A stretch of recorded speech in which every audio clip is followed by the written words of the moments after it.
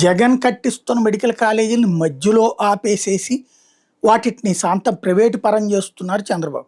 అదే సందర్భంలో జగన్ కట్టించడం ప్రారంభించినటువంటి ఇళ్ళని అందులో కొన్ని పూర్తయితే అది నేనే కట్టించానని చెప్పుకుంటున్నారు చంద్రబాబు.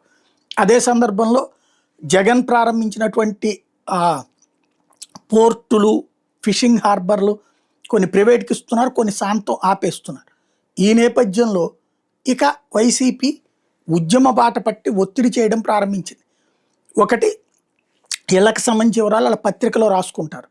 అదే సందర్భంలో హాస్పిటల్ గురించిన పోరాటమే చేశాడు జగన్మోహన్ రెడ్డి స్వయంగా కూడా.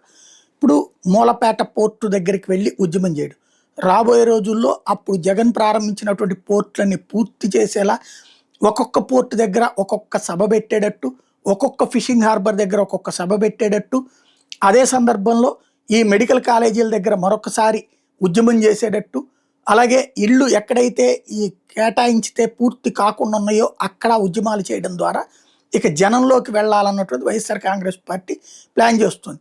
ఒక్కొక్క 10 మంది చొప్పున ఒక కమిటీ వేసి నాయకులతో, ఆ నాయకులు ఆయా ప్రాంతాల ఉద్యమాలు లీడ్ చేయాలి, మధ్యలో జగన్మోహన్ రెడ్డి వస్తాడు. ఇలాంటి ప్లానింగ్ వైపుకి అడుగులు వేస్తున్నారు. ఫైనల్ చేయాల్సిందే జగన్మోహన్ రెడ్డి.